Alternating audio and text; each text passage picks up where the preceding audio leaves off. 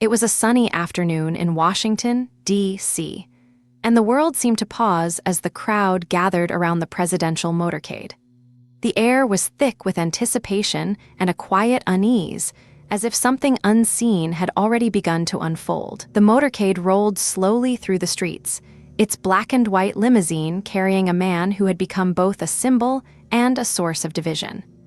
The tension in the air was palpable, a strange kind of silence that hung over the scene. In the days leading up to the event, there had been whispers, rumors, and threats, some dismissed as noise, others as warnings. The public was left wondering, was this a warning or a prelude to something far more dangerous? As the motorcade passed, a single gunshot rang out, shattering the silence. The moment was frozen in time, a single, terrible sound that would echo through history and reshape the future of the nation. What followed was a whirlwind of chaos, media frenzy, and a nation grappling with a question it was never prepared to answer. How safe is the United States, and how close are we to losing that sense of security? This was not just an attack on one man, but on the very idea of safety in a country that prides itself on freedom. It was a moment that forced the American people to confront the reality of their vulnerability and the price of their democracy. The first shot was fired on a Tuesday in the early afternoon in a place that felt like the end of the world. The sun was low, casting long shadows over the crowd, and the air was thick with tension, a stillness that broke only when the first bullet struck. The man who fired that first shot was not a stranger. He had been watching the president for weeks, studying his movements, memorizing his words, waiting for the moment to act. His face was hidden, but his hands were steady, his aim precise. The man behind the rifle was not a lone wolf. He had been trained, prepared, and supported by others who believed in his cause. His actions were not impulsive, but part of a larger plan, one that had been years in the making. The history of this moment is not just about one act, but about the accumulation of grievances, the frustration of feeling unheard, and the belief that violence could be the final answer to a broken system. This was not an isolated event. It was a reflection of a deeper unrest, a symptom of a nation struggling to find balance between freedom and security, between anger and action, between hope and despair. The first signs were subtle, almost imperceptible. A quiet tension in the air, like the world had paused just before a storm. People moved with an unspoken urgency, eyes darting toward the sky, as if expecting something to fall. Then came the reports, fragmented, confusing, and unsettling. A man had been shot, and it wasn't just any man. It was a man who had, in recent months, been at the center of a storm of national attention. The implications were immediate, and the fear began to spread. Law enforcement scrambled to respond, but the chaos was already unfolding. Emergency vehicles raced through streets, sirens wailing, as bystanders gathered in uneasy clusters, unsure whether to help or to flee. At first, the details were unclear. Was it an accident? A prank? A political statement? The uncertainty only deepened the anxiety, and the weight of the moment settled over the nation like a heavy fog. The first signs were not of violence, but of a fracture in the calm. A moment that would ripple through the nation, leaving a mark on the collective consciousness and forcing a reckoning with the fragility of safety. The day began like any other, with a man walking through a crowd, a single rifle in his hands, his eyes fixed on the target. The moment he raised the weapon, it was clear this was not an act of fantasy, but of real, terrifying intent. The seconds that followed were a blur of chaos, people scattering, screams echoing, the sound of gunfire reverberating through the air. In that instant, the American public was forced to confront the very real threat of violence in their own streets. What happened next was a crime that defies easy explanation. A man, unmoored from the world of law and order, made a choice that would ripple through the fabric of American society. His actions were not just an act of violence, but an indictment of the systems that failed to prevent it. The aftermath was not just a crime scene, but a symbol of a nation grappling with the reality that its leaders are not immune to the dangers of the everyday. The event became a mirror, reflecting the fractures in American society and the vulnerabilities of its public institutions. In the days that followed, the event was dissected in every possible way. But what was most disturbing was not the act itself, but the silence that followed. The absence of warning, the lack of prevention, and the eerie sense that this could have been just the beginning. This was not just an assassination attempt. It was a moment that forced the nation to look inward, to question its own safety, and to confront the terrifying possibility that the most powerful man in the world could be the target of a crime that was never meant to be stopped. A man stood near the motorcade, his hands trembling, eyes locked on the chaos ahead.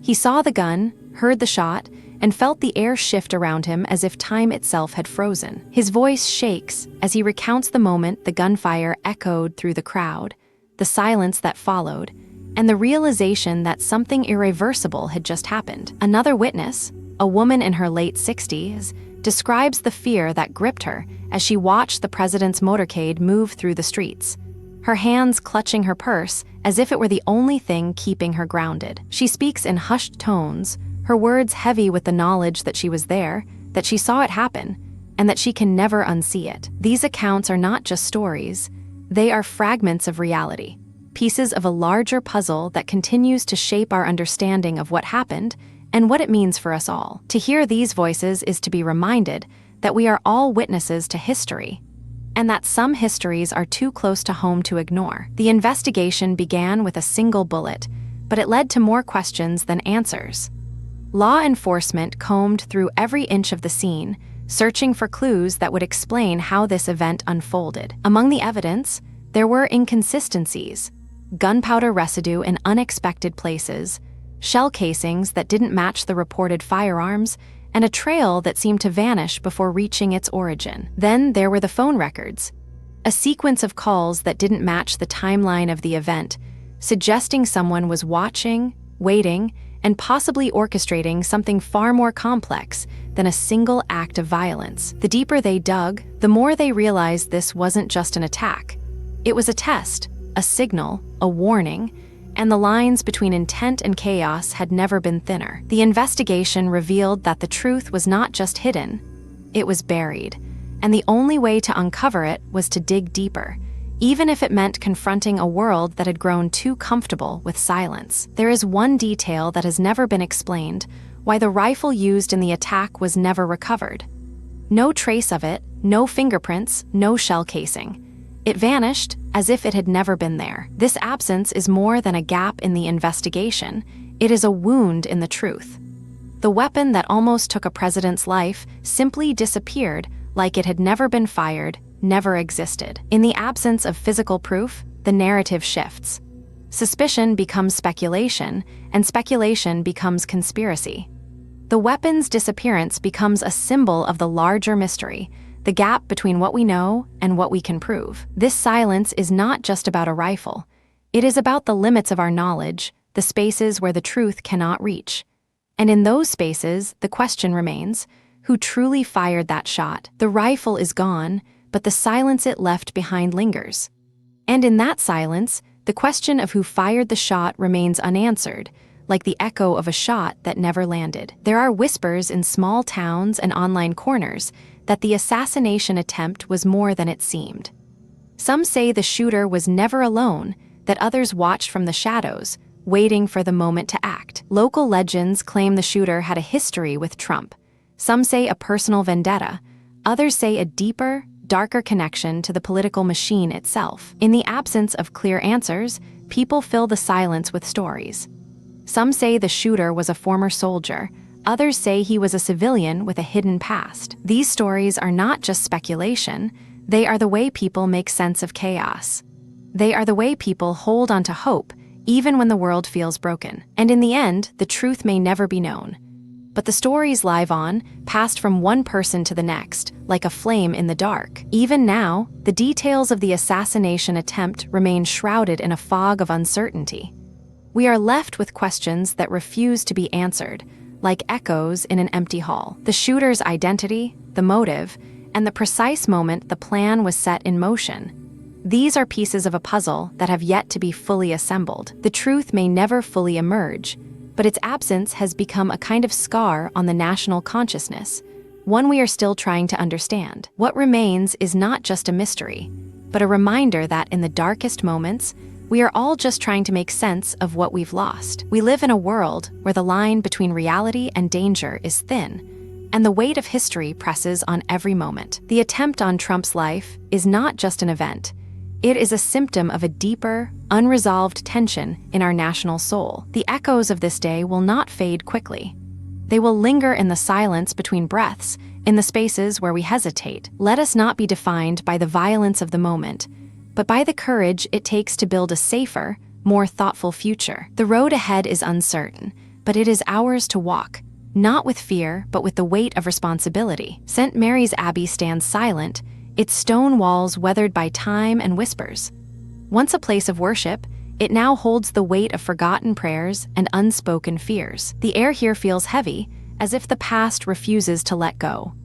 Every gust of wind carries the faint echo of something long buried, something that still lingers. Legends say that the abbey was built over an ancient burial ground, and that the dead still walk these halls, bound to their final resting place. Visitors have reported cold spots, unseen figures, and a sense of being watched, as if the abbey itself is alive and waiting. This place is not just a ruin. It is a tomb, a warning, and a place where the line between the living and the dead has long since blurred. In the early 12th century, the Abbey of St. Mary's was founded by a group of Benedictine monks seeking refuge from the chaos of the Norman conquest. The abbey's construction was overseen by Abbot Roger de Montfort, a man of both piety and ambition, whose vision extended far beyond mere worship. As the abbey grew, so too did the rumors. Some claimed that the monks had made a pact with dark forces to ensure the abbey's prosperity at a great cost. By the late 13th century, the abbey had become a place of both devotion and dread, where the line between sanctity and sin had long since blurred. The legend of the cursed crypt began not with a ghost, but with a man who sought to silence the whispers of the past, and paid the price for doing so. The first signs were subtle, almost imperceptible.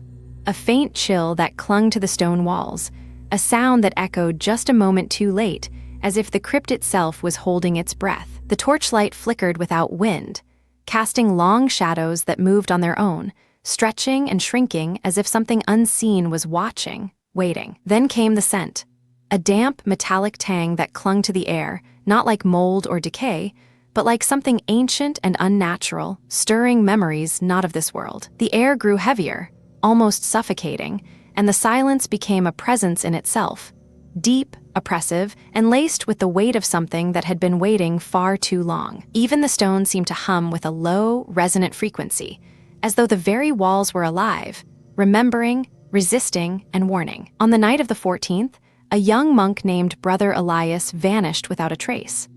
His cell was undisturbed, yet his presence was violently erased from the abbey's records. The abbey's chroniclers later claimed he had been taken by the Veil of Silence, a spectral force said to lure the unwary into the crypt's depths. The only clue was a single, blood-stained glove found near the altar, its fingers curled as if grasping something unseen. No one dared to search the crypt again, and the silence that followed was heavier than the night itself. The disappearance of Brother Elias became a warning, a reminder that some secrets are buried not in the earth, but in the silence between the stones. In 1924, a local farmer named Thomas Halloway claimed to have heard the sound of weeping coming from beneath the abbey stones, as if the earth itself mourned the dead. He described the voices as low and sorrowful, echoing through the hollows like whispers from the past, never stopping, never fading. When asked if he could see anything, he replied, "I saw the light, but it was not of this world. It was cold and green, and it did not belong to the living." His testimony was dismissed as folklore, but the light he described was later found to match reports of bioluminescent fungi growing in the crypt's damp corridors. Yet, even with this explanation, the whispers remain. Some say they are the voices of the dead, still waiting for their final rest. The investigation began with a team of historians and archaeologists, drawn by the abbey's forgotten past. What they found was not just ruins, but echoes of a life that had been buried for centuries. Among the rubble, they uncovered a series of strange symbols etched into the stone, symbols that did not match any known medieval script, yet carried a haunting, almost ritualistic feel. Further into the crypt, they discovered a sealed chamber, its entrance blocked by a heavy iron door, rusted and pitted with age. Inside, the air was thick, almost suffocating, as if the walls themselves were holding their breath. Within, they found remnants of a ritual, burnt offerings, a crude altar, and a single, unmarked grave. The silence in that chamber was not empty, but heavy with something unspoken, something ancient. What they uncovered was not just history, but a warning, a record of something that had been buried not only in stone, but in time and in memory. There is one detail that has never been explained: the reason the monks of St. Mary's Abbey were never allowed to exhume the body of their founder. No record, no legend, no whispered tale can tell us why the grave was sealed in the first place. The Abbey's records are silent on this, and the local archives have no mention of a burial order or a papal decree. It's as if the grave was never meant to be found, or perhaps never meant to be disturbed. Every other mystery here has a story, a reason, a cause, a legacy. But this one remains a void, a question mark in the annals of history, unanswered and unasked. Perhaps the answer lies buried deeper than we can reach, not in the bones, but in the silence that has been left behind, untouched and unspoken. Some say the Abbey's crypt is a gateway, not to the past, but to something older, something that was never meant to be disturbed. Farmers and locals still tell of strange lights flickering in the night, or the sound of footsteps echoing through the empty halls. Others claim the Abbey itself is cursed, its very foundation a tomb for a forgotten king, his soul bound to the stones. Even today, some refuse to speak of the crypt in full sentences, as if the words themselves could awaken what lies below. The stories vary, but one thing is clear: the crypt of St. Mary's Abbey is not just a place, it is a presence. Even now, decades later, the question lingers: what exactly was buried in that crypt, and why was it never exhumed? The silence of the Abbey says more than any record ever could. The monks who once walked these halls left behind no definitive account, only whispers and half-finished prayers. The mystery is not just of the past, but of the present. Some say it was a saint's relic, others a secret tomb, but none can say for sure. What remains is a question that outlives the era that birthed it. The crypt is a tomb of silence, and the silence is louder than any confession ever made. We are left to wonder, not with answers, but with questions. In the end, the crypt is more than a place, it is a mirror. A mirror that reflects our own inability to move past the past, to face the unknown, and to accept the mystery. The echoes of the past refuse to fade, lingering in the silence between breaths. This crypt is not just a place, it is a memory, a wound that never heals. We speak of curses and ghosts, but perhaps what lingers is not the supernatural, but the weight of history, the silence of the forgotten. The stones remember. They hold the weight of every voice that once called this place home, every name that was never spoken again. In the stillness, you can almost hear the voices, just out of reach, whispering, waiting for someone to listen. And so, we leave not with answers, but with questions. Questions that echo through the stones, unanswered, eternal. In the remote hills of the New England countryside, a name has been whispered with fear for decades: Dunwich. This place is more than just a town. It is a symbol of the unknown, a place where the veil between worlds is thin. The stories of Dunwich are not just of madness, but of an ancient evil that has taken root in the soil.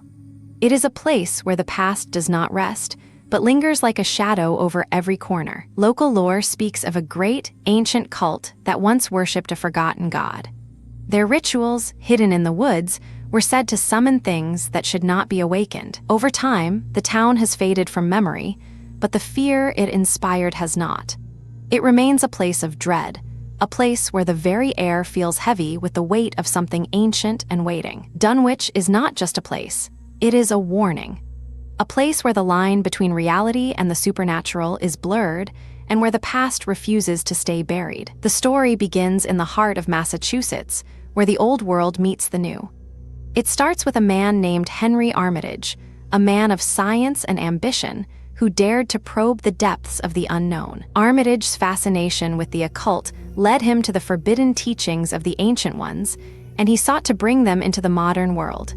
His pursuit was not for power, but for knowledge, or so he believed. His experiments grew bolder, and his mind began to unravel.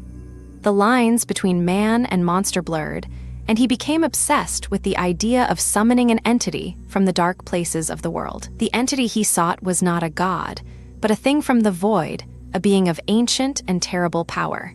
It was not meant to be summoned, and its arrival would bring only ruin and despair. Armitage's final act was one of hubris.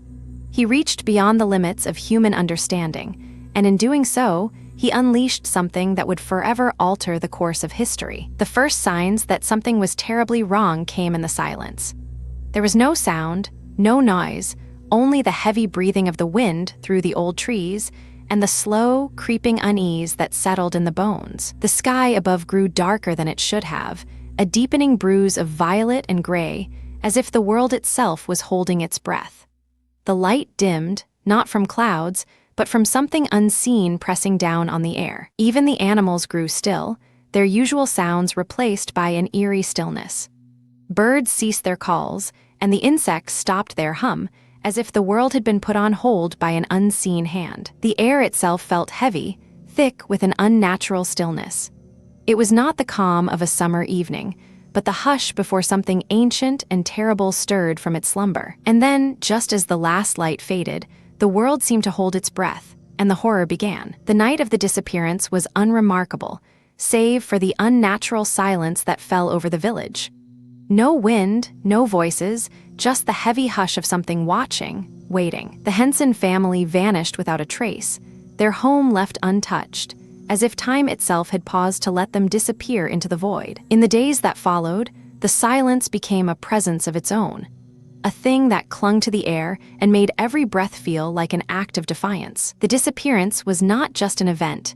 It was a rupture in the fabric of reality, an omen of the horrors that would soon follow. In the end, the horror wasn't in what was seen, but in what was left behind: empty spaces, unspoken fear, and the knowledge that something was never meant to be found. The townsfolk spoke of a darkness that clung to the earth like rot, a presence that refused to be named. They described a shapeless thing, neither man nor beast, that moved with the slow, deliberate intent of something ancient and wrong. One man, a blacksmith by trade, swore he saw it in the woods. Something with too many limbs, too many eyes, a thing that did not breathe but exhaled cold, a presence that made the trees wither in its wake. Another claimed to have heard it speak in a voice that was not a voice, a sound that crawled through the bones and made the heart feel too heavy to beat. It was not language, but a warning, a whisper of things that should never be. These accounts are not just stories. They are fragments of a memory that does not belong to this world. They are the echoes of a horror that lingers in the spaces between the known and the unknowable, waiting for the light to fade. In the silence of those who saw it, there is a kind of truth that cannot be spoken. It is not a monster, but a mirror, reflecting the parts of us we fear to acknowledge, the parts that are not human, that are not safe. The investigation began with a quiet determination, each step echoing through the hollowed-out streets of Dunwich, where the weight of history pressed down like an unseen hand. The townspeople spoke in hushed tones, their faces etched with the knowledge of a secret that had been buried for decades, a truth too dark to be spoken aloud. Among the documents and whispered stories, one thing became clear.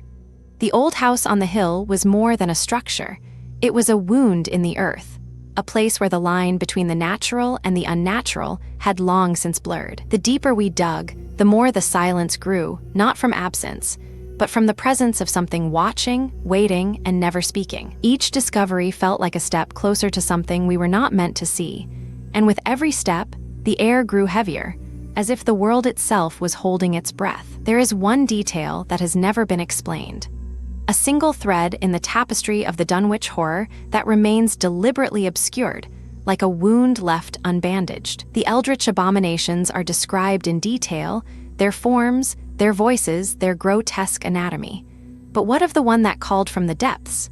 No name, no form, no explanation. The Dunwich horror is a story about fear, but this one detail is the absence of fear.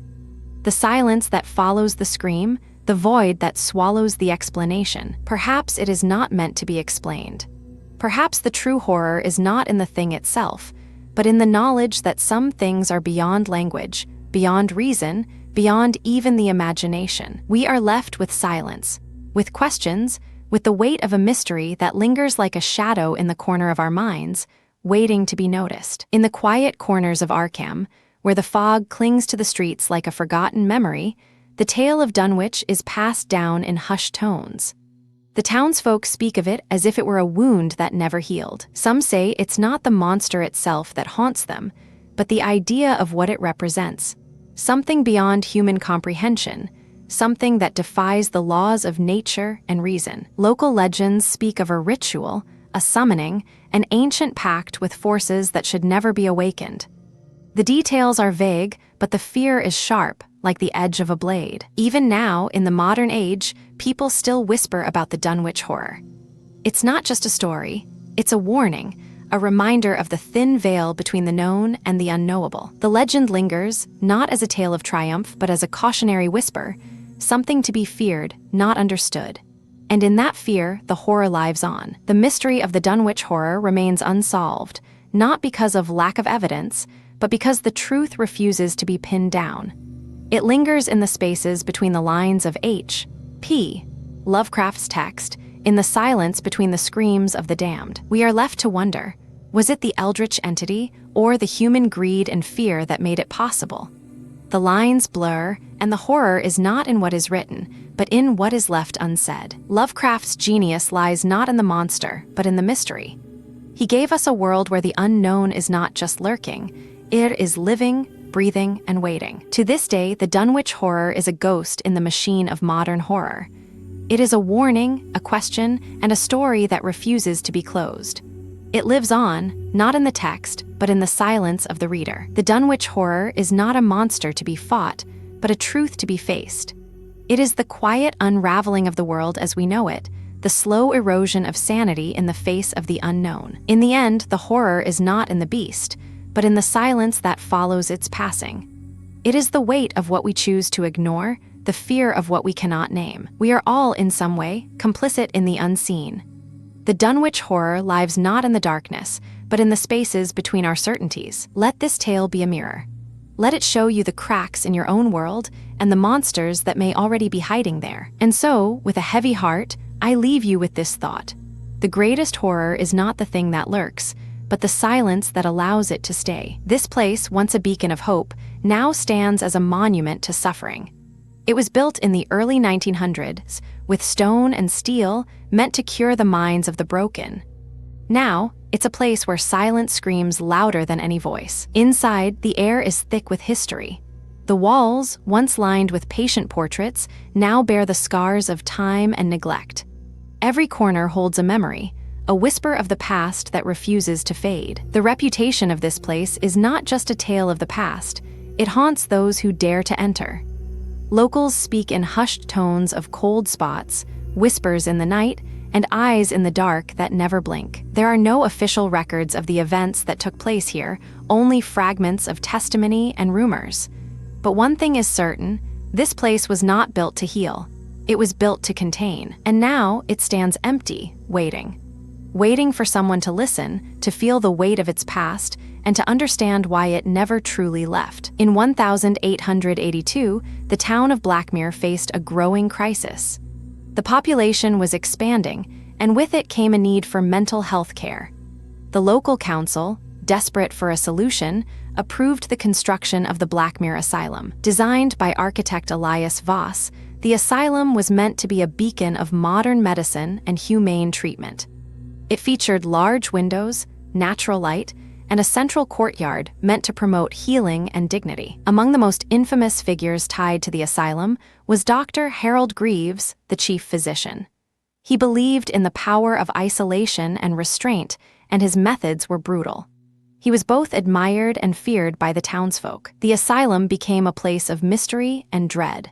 Patients who were once sent there never returned, and rumors of unexplained deaths and strange occurrences grew with time. The town tried to forget, but the past would not stay buried. By the 1920s, the asylum had outlived its purpose. The town had grown, and the need for mental health care had shifted. The building was abandoned, left to decay, and the stories of those who had been inside were left to fade into silence. The first signs began with the silence. It wasn't the absence of sound, but the way the air seemed to hold its breath, as though something was listening, waiting. Then came the whispers, faint, indistinct like echoes of voices that had long since faded. They drifted through the walls, barely audible, but impossible to ignore. In the mornings, the floorboards groaned underfoot, as though the structure was shifting, settling into a position it had not occupied in decades. And then the smell. A damp, musty odor that clung to the air, not of decay, but of something ancient and unspoken, something that had never been meant to be forgotten. It was subtle at first, but the building had begun to respond. To us, to our presence, as if it had been waiting for someone to return to the place it had once called home. One night, the silence was broken by a sound, low, wet, and rhythmic, like the dripping of water. It came from the basement, where no one had gone in years. A nurse who had once worked here claimed to hear it too. She said it was the sound of someone trying to climb out of the floor, as if something was trapped beneath the stones. The next morning, the door was found open, and inside there was a single, empty bed. No body, no blood, just the faintest trace of something that had once been human. The staff never found the body. The police never found the body. But the sound, the whisper, the empty bed, they all pointed to one thing. Something had been here and it had left. Or maybe it had never been here at all. In the years that followed, some survivors spoke of seeing the shadows move where no one should be.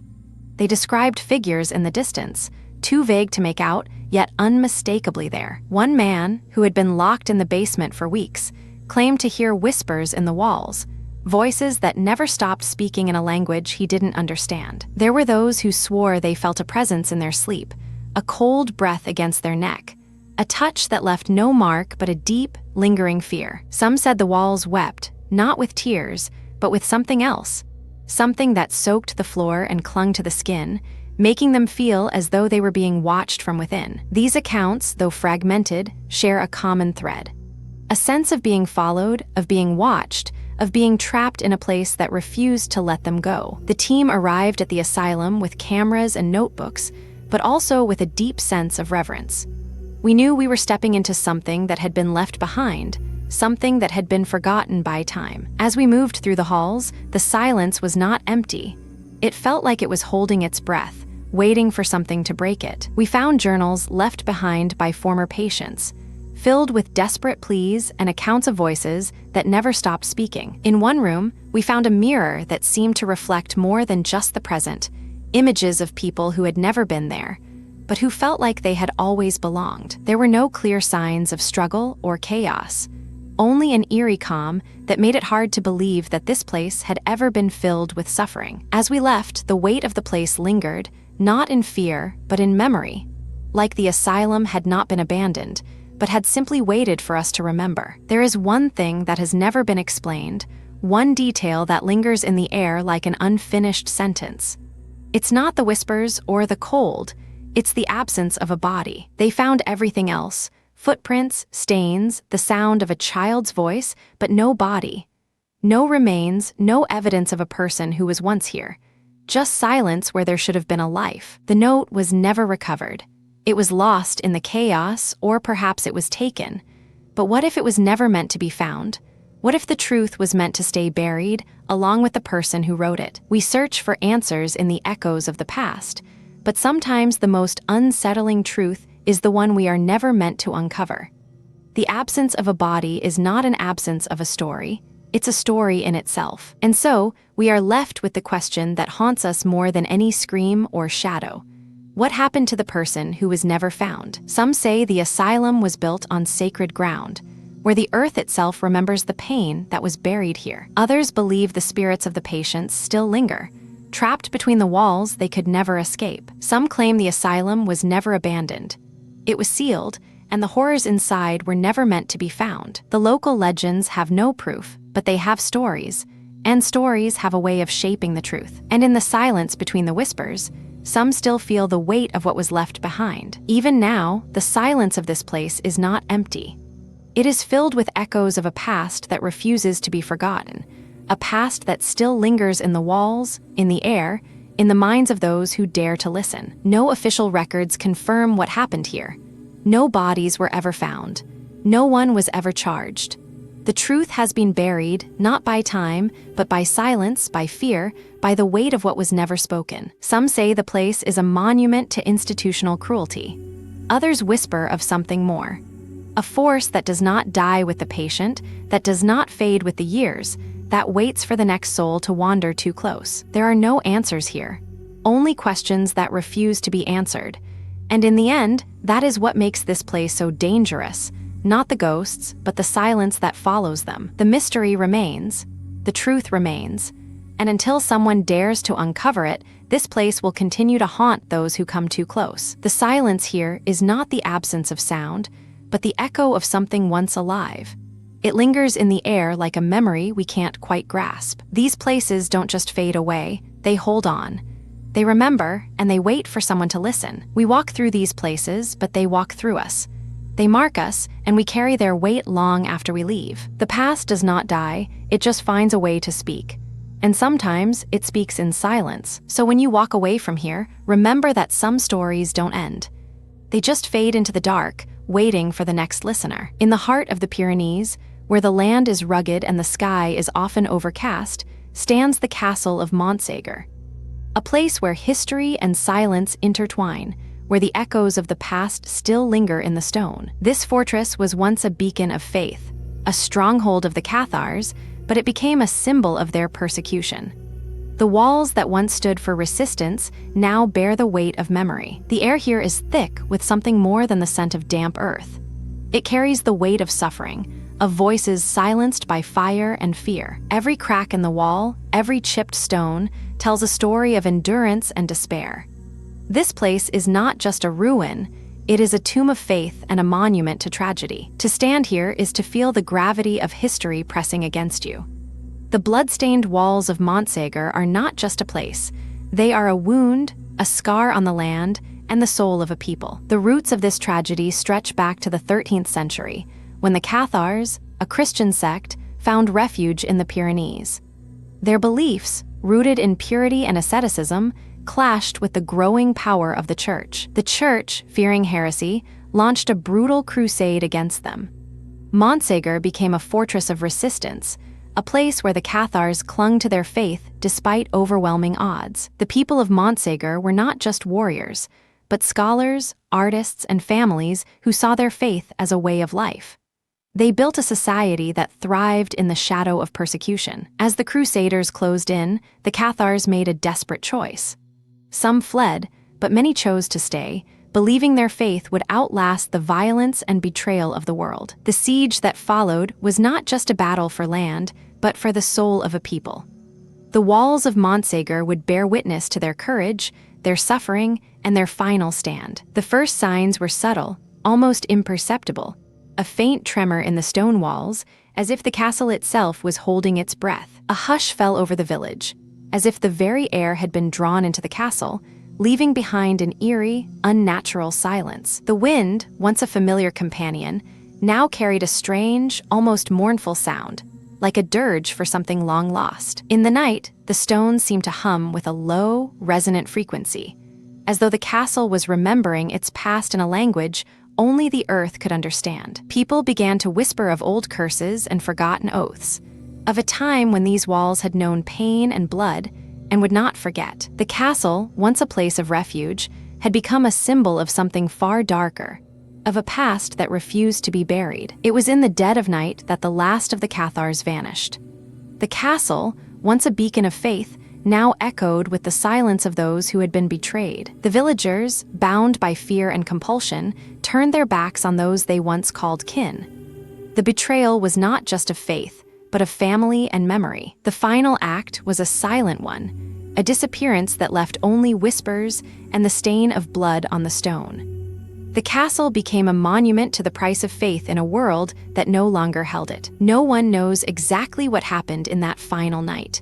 But the walls remember, and they have never forgotten the silence that followed. The disappearance of the Cathars was not an end, but a beginning of a story that would haunt the land for generations, written in the silence of stone and the sorrow of memory. In the decades that followed, survivors and witnesses returned to the castle, their voices trembling as they recounted the flames, the screams, and the final moments of the condemned. One woman described how the smoke had turned the air black, how the bodies had fallen like stones, and how the sound of the pyre had echoed through the valley for days. Another testified to seeing a young girl, no older than 10, clutching a crucifix, her face lit by the firelight, her eyes filled with a quiet, unshakable faith. These accounts, though fragmented, speak to something deeper, a collective memory of loss, of spiritual defiance, and of the cost of conviction in a world that feared it. They were not just stories of the past, but warnings of the future, of how belief can be both a weapon and a wound, and how history is written not only in books, but in the blood that stains the walls. The investigation began with a whisper. A rumor passed through the ears of scholars and skeptics alike. It was said that the walls of Montségur still bore the marks of the past, not just in stone, but in the silence that clung to them. Forensic teams, armed with brushes and patience, uncovered fragments of what had once been. Among the dust and debris, they found traces of something unnatural, a residue that defied explanation, neither ash nor blood, but something in between. The air in the chamber grew heavy with unspoken questions. Each discovery seemed to echo the weight of history, as if the walls themselves were holding their breath, waiting for someone to listen. In the quiet of the investigation, something strange emerged, not just in the physical evidence, but in the way the past refused to stay buried. The walls, it seemed, had more to say than anyone had expected. The investigation did not end with answers, but with a deeper understanding of the silence that had endured for centuries. The walls of Montségur did not just remember, they bore witness. There is one detail that has never been explained. The walls of Montségur are marked with deep, fresh-looking stains, yet no one can say what they are. These marks are not the result of war, nor of fire. They are too clean, too precise, as if they were made by a hand, not by accident or battle. Historians have speculated, but no one has ever confirmed. Some say it was blood, others say it was wine, but none can say with certainty. The stains remain untouched, as if time itself has paused to remember. They are a silent witness to a crime that was never spoken of. And so, the question lingers. What did they spill on these walls, and why was it never cleaned away? Perhaps the truth is still hidden, waiting for someone to look closely enough to see what was left behind. There are whispers that the stones of Montségur still remember the voices of the condemned. Some claim the wind carries echoes of their final prayers, lost in the silence of the valley. Local legends tell of a hidden chamber beneath the chapel, where the last heretics were sealed away. Some believe their souls are trapped between the earth and the heavens. Some say the castle's bones still hum with the memory of fire, the sound of screams, and the final breaths of those who chose death over betrayal. Even today, in the quiet of the Pyrenees, the story of Montségur is told in hushed voices, not as history, but as a warning of what happens when faith is tested by fire. The castle is more than a ruin. It is a mirror, reflecting the darkest corners of human nature and the fragile line between devotion and destruction. Even now, the stones of Montségur whisper secrets that no one has fully heard. The flames that once consumed the heretics have left behind more than ash. They have left questions that refuse to fade. The exact moment of the fire, the names of those who perished, the fate of the last surviving defenders. These details remain elusive, lost in the fog of history and the silence of the earth. The castle's walls, once symbols of faith and defiance, now stand as silent witnesses to a tragedy that still lingers in the hearts of those who dare to question its truth. We come to Montségur seeking answers, but what we find is not resolution, but a deepening sense of mystery. A reminder that some stories, like the stones themselves, are meant to endure. And so, the blood-stained walls remain, not as a monument to victory, but as a question mark carved into the very fabric of history. A question we are still trying to answer. The walls of Montségur do not whisper, but they remember. Every crack, every scar, is a testament to those who stood and fell in silence. In the stillness of this place, the weight of history presses against the present. Time does not erase, it layers, each layer a story, each story a wound. To walk these halls is to walk among the echoes of a faith that was not only tested but broken. And yet, its memory lingers, not as a relic, but as a warning. The castle is not just a monument, it is a mirror. It reflects the fear, the fire, the faith, and the folly of those who built it and those who burned it. In the end, the walls do not tell the story of the fire. They tell the story of what came before and what came after. A story that does not end with ash. And so we leave, not with answers, but with questions. Questions that linger like the scent of smoke on the wind, long after the fire has gone. This place was once a beacon of hope, a place where the sick were treated with dignity. Now, it's just a shell, its walls whispering of the past. Stories of madness and despair echo through its halls. It's said that the screams of the patients still linger in the air, trapped between the stone and the silence. The locals avoid this place, not out of fear, but out of respect.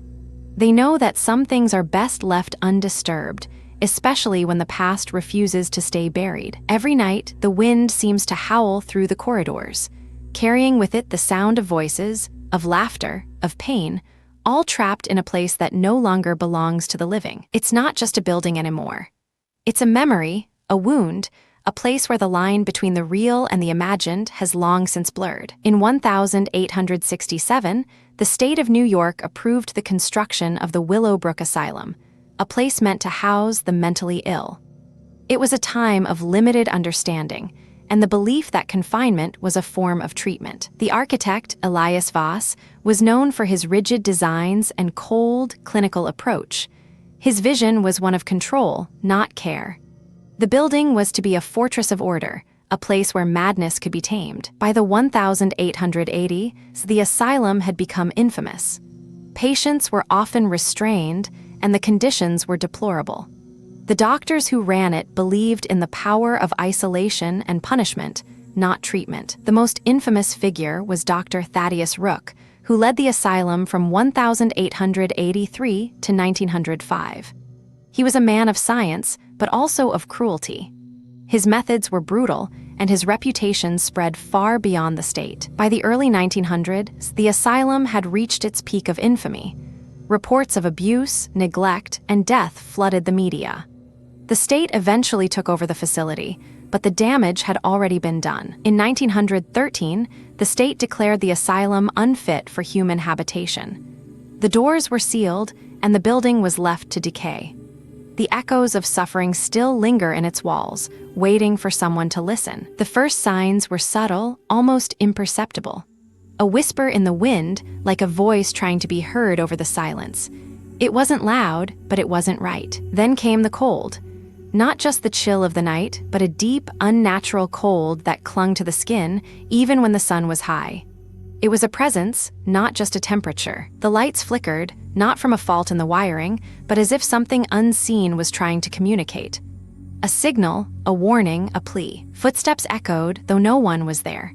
They were slow, deliberate, like a presence moving through the space, not walking, but being. The air grew heavier, thick with an invisible weight. It was as if the walls were breathing, and the silence was no longer empty, but full of something waiting. Then the first true sign, a voice. Not a shout, not a cry, but a whisper, soft and familiar, calling from the dark, from the past, from the soul of the place. On the night of the 14th, the silence was broken by a single, echoing scream, raw, unfiltered, and utterly alone. It came from the East Wing, where the walls had long since forgotten the sound of human voices. The scream was followed by a sound like a body hitting the floor. No one heard it, but the air itself seemed to hold its breath. It was as if the building had finally exhaled after decades of holding its breath. The next morning, the staff found no one in the East Wing. The doors were ajar, and the air smelled of something old and wrong. It was as if the building had decided to forget its own history. The official report said the patient had simply wandered off and never returned. But the records were missing, and the staff had all left within a week. They didn't say why, they just said they couldn't stay. No one ever found the body. No one ever explained what happened, and no one ever returned to the East Wing. It was as if the building had swallowed the sound of that scream and the silence that followed. In 1978, a man named Frank D'Amico claimed he was held in the asylum for years, though he was never officially documented as a patient. He spoke of walls that bled and whispers that followed him through the halls. He described the scent of antiseptic mixed with something metallic, like blood. He said the air felt thick, as if the building itself was holding its breath. A local journalist interviewed him years later, but Frank seemed haunted, his voice shaking as he recounted the events. He never returned to the asylum, and he never spoke of it again. The testimony is fragmented, but it lingers like a shadow. It's a reminder that some places are not just abandoned, they are remembered. Eyewitnesses may be few, but their accounts are heavy with meaning. They speak not just of a place, but of something that lingers beyond the walls. These stories are not just relics of the past. They are warnings, echoes of the unseen that still walk these halls, unseen by all but those who listen. We arrived at the asylum under a heavy, gray sky. The wind howled through the broken windows, carrying with it the sound of something not quite real, something that had never been meant to be heard again. Inside, the air was thick with dust and the scent of decay.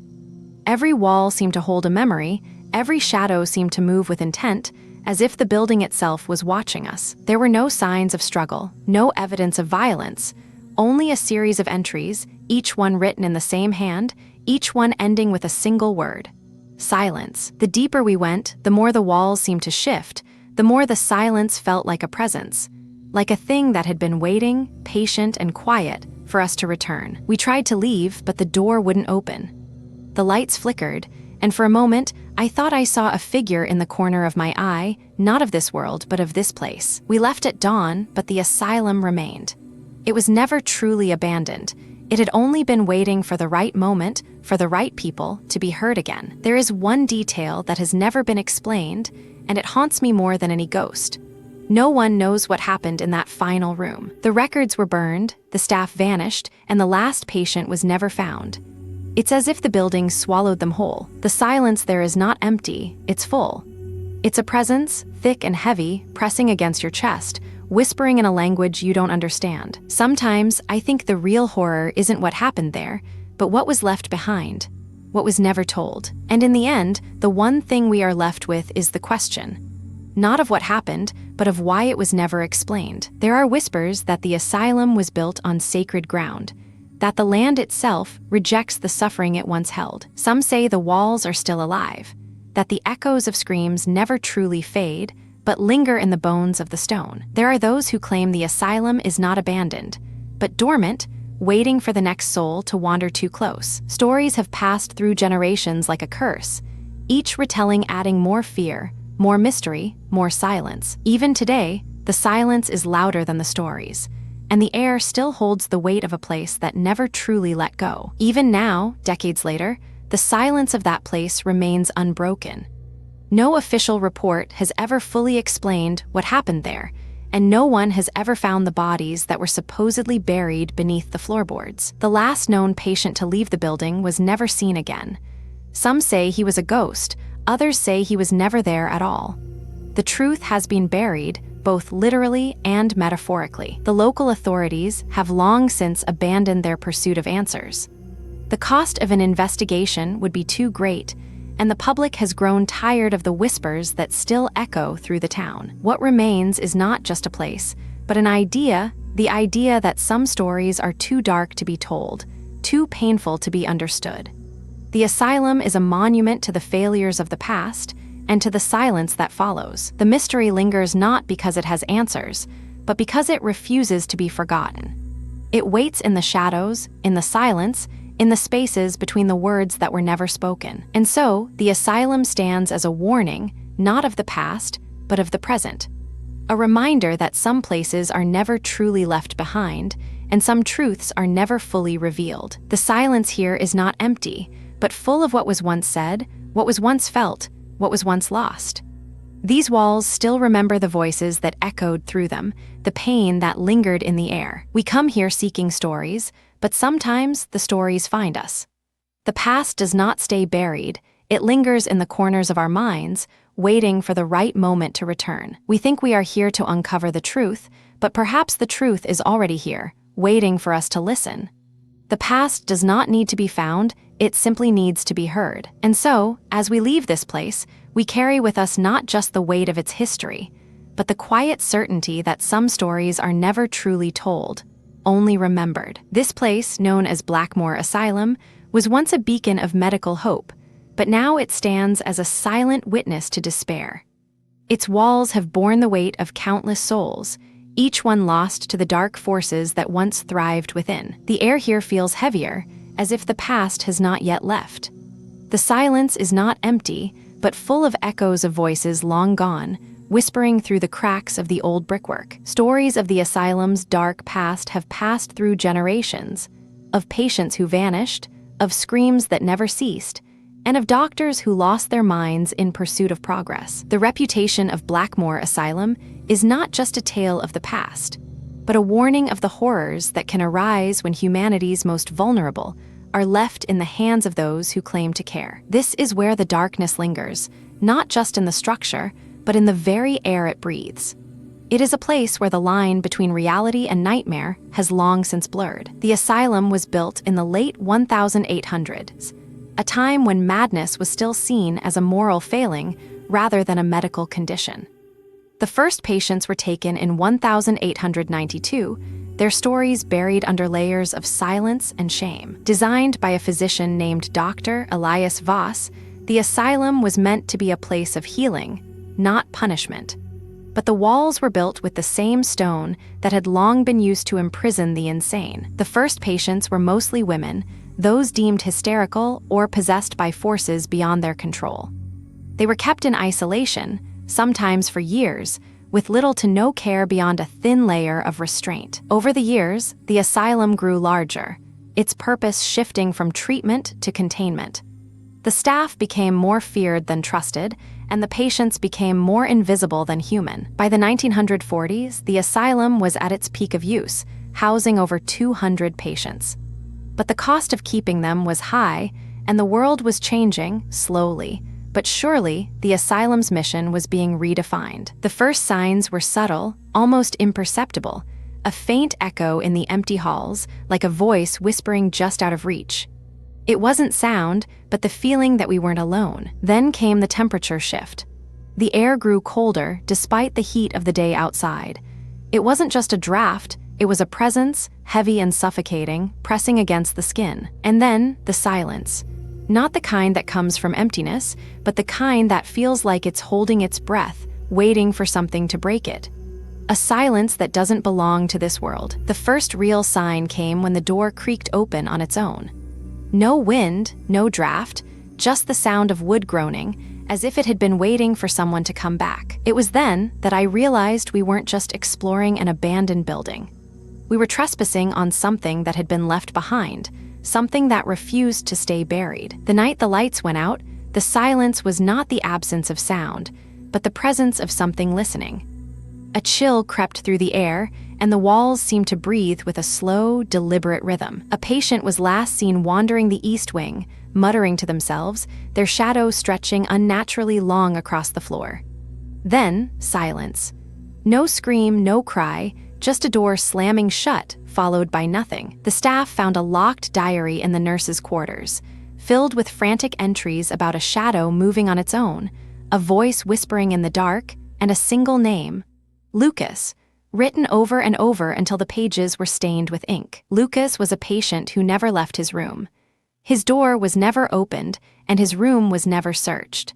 The only thing left behind was a pair of socks, still warm, and a single red ribbon tied around his wrist. The final entry in the diary was dated the night he vanished. It read, "He's here. He's always been here. I can't run anymore." Then, the last page was torn out, leaving only a single word, "No," stuck to the edge like a final, desperate plea. In the years following the asylum's closure, a few locals claimed to hear whispers in the dead of night, as though the walls still remembered the voices that once filled them. One man, a former patient, described a cold touch on his shoulder as he walked home, only to find the door to the asylum mysteriously unlocked, its rusted hinges groaning in the wind. One of the most chilling accounts came from a child who said the walls of the asylum would speak to them, telling them things they couldn't understand, and that the voices were not their own. Some say the asylum is not just abandoned, but haunted, a place where the past refuses to stay buried, and where the echoes of those who lived there still linger. The team set up equipment with careful precision, each device a tool of both science and desperation. The silence between the clicks of the camera and the hum of the EMF meter was heavier than the air itself. As they moved deeper into the building, the walls seemed to close in, the light from their flashlights casting long, distorted shadows that danced like ghosts in the corners of the room. One of the devices picked up a faint, rhythmic tapping, like a heartbeat, but slower, deeper, and with a purpose that no living person could have. Then came the voices, faint at first, like whispers trapped in the walls, growing louder and more distinct, as if the past was trying to speak through the present. We recorded it all, every sound, every flicker, every moment of silence that felt like a breath held too long. It wasn't just a place. It was a memory waiting to be heard. Before you go, if you enjoyed this, please give it a like and subscribe so you don't miss the next one. And tell us in the comments what you'd like us to make next. We read every single one. Thank you so much for watching. Comment this emoji if you made it to the end.